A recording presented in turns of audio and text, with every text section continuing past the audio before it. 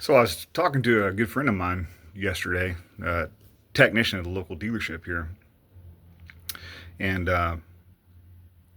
he's a family man, wife and children, and he's working a lot more these days because his wife is not working at the moment, and thankfully, he does make a good living, so they're able to make it on one income. But it really brought back some things for me, and just putting myself out there, you know, to all you dads out there, to all of you fathers out there, whether you're still married or maybe you're divorced. Who knows? What the situation is. But back in many years ago, before I had children, um, I did work a little bit less. My wife also worked at my wife at the time. We've been divorced for many years, but after my daughter was born, which was in '98, she became a stay-at-home mom. So I was fortunately was raised in a household where only my dad worked. My mom was a stay-at-home mom. Later in life, when I was in high school, she actually did go back to work for a few years. But um, my grandfather, he was the head of the household. He brought the money into the household. My grandmother didn't work either. So that's the right way I was raised. And you know, my grandfather worked in construction. He worked like a dog for very little money. Uh, back in those days, I don't know how lucrative the construction industry is now, but just as somebody that hung drywall all of his life, it did not pay very well. So he worked a lot of hours. Um, I thought that was normal, right? So when I became the only source of income, I worked like crazy. For years, I worked at that shop that I was working in every single Saturday, never took one off. We go in and work overnight sometimes to get jobs out.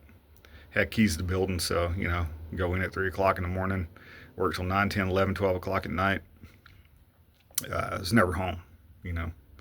Uh, but I was bringing money into the house, and we were paying the bills, And as time went on, I had 3 children total. So you work more and more and more and more to support that.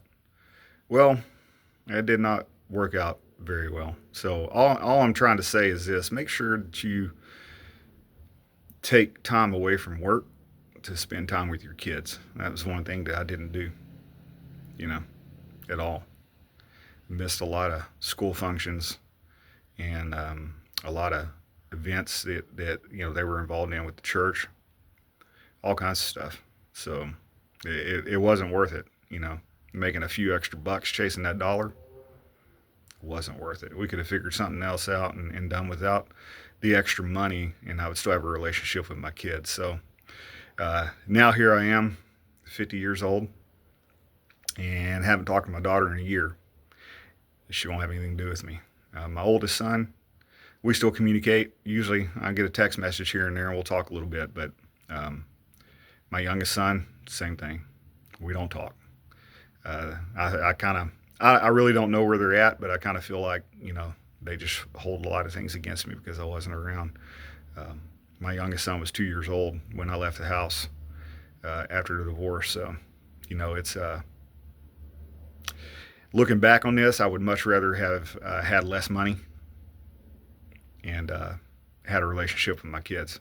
I would have been better off in the long run to still have a relationship with my children today. So, to all you dads out there, to all you fathers out there, chasing that dollar is not worth it.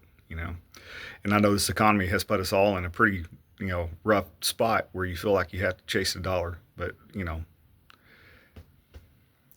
at least carve out a little bit of time out every week, spend some time with the kids, and build those relationships.